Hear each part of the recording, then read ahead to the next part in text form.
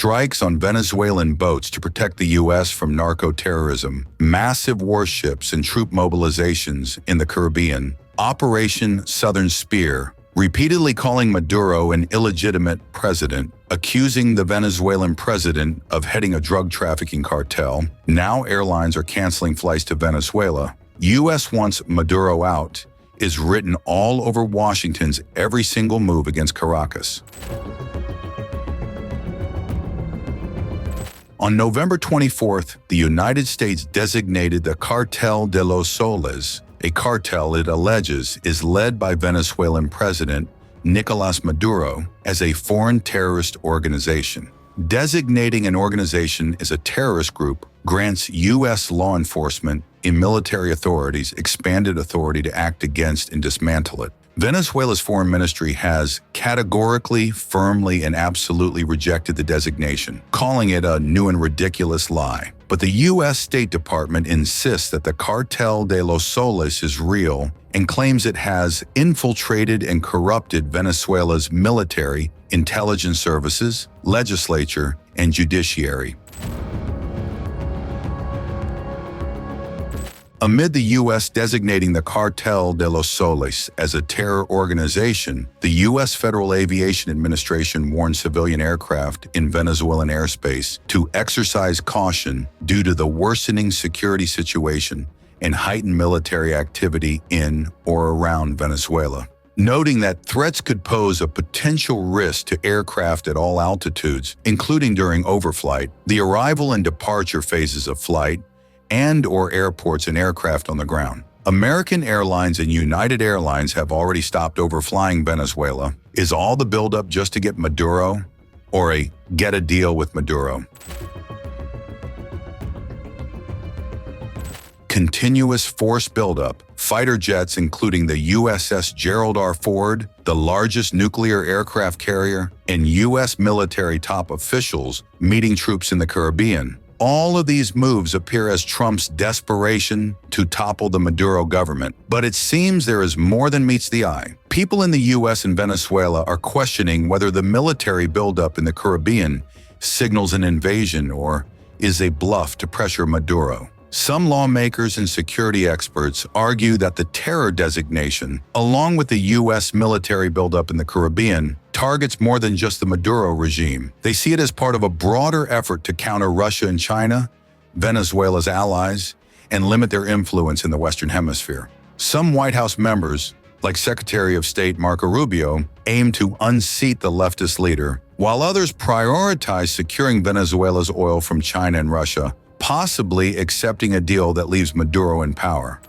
We ought to be making sure that our interests are respected in our own hemisphere. That includes having aircraft carriers in our own hemisphere. That also means taking out narco-terrorists who are finding new ways to poison Americans. President Trump, I think, is looking at this and saying we cannot allow our greatest geopolitical rival in Beijing to have a presence in our neighborhood, the way China has for the last 20 years. With all these developments, a rattled Venezuelan president, Nicolás Maduro, said his country would not be deterred by the U.S. psychological war after multiple airlines canceled flights into the country on November 24th. No psychological war is going to stop Venezuela. We defeated them in the psychological war and in the economic war. Venezuela is only moving forward. Reportedly, Trump told his advisors he intends to communicate directly with Maduro, a move that sources suggest could indicate that U.S. strikes or immediate ground military action are unlikely. Earlier, Trump also said that he is open to talking to Maduro. Any update on Venezuela, Mr. President? On Venezuela update? No update on Venezuela. With the designation of that cartel associated with Maduro, does that mean that the U.S. government can target Maduro's assets or infrastructure inside Venezuela? It allows us to do that, but we haven't said we're going to do that. And we may be having some discussions with Maduro, and we'll see how that turns out.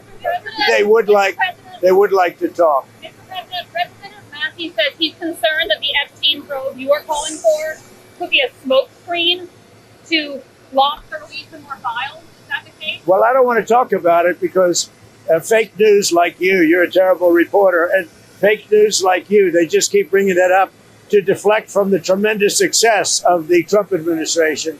So a guy like Massey, his poll numbers are showing he's at 6% approval rating right now. And we call him Rand Paul Jr. because he never votes for the Republican Party.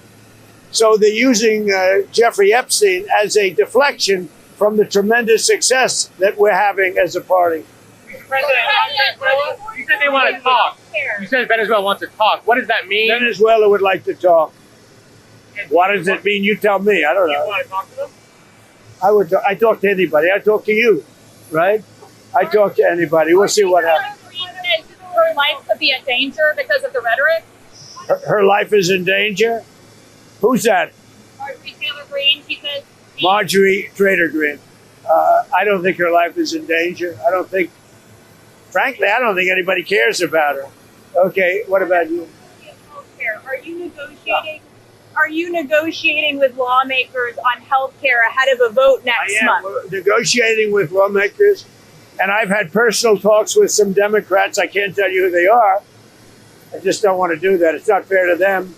About paying large amounts of dollars back to the people. You know, this was my idea. It came up during that. You know, oftentimes under times of stress, like the shutdown, you come up with great ideas that you wouldn't have thought of before. The insurance companies are making a fortune. Their stock is up over 1,000% over a short period of time. They are taking in hundreds of billions of dollars, and they're not really putting it back, certainly not like they should. So when I see this, and when I've seen this over the last pretty short period of time, I said, why do we just pay this money directly to the people of our country and let them buy their own health insurance? And you know, I made that statement, and I made it a little bit cavalierly, but it sounded good. And everybody has picked it up, including Democrats. And I am talking to some Democrats right now about doing that. People love it. We're going to take the money. Well, if it gets approved, we're going to take the money. We're going to pay it back to the people of our country to go out and buy health insurance. Now, they can put it in a health account. We can do it a lot of different ways. But they buy their own health insurance. They can negotiate price. And it's going to be locked, so they can't go out and buy a Cadillac. They can go out and buy health insurance.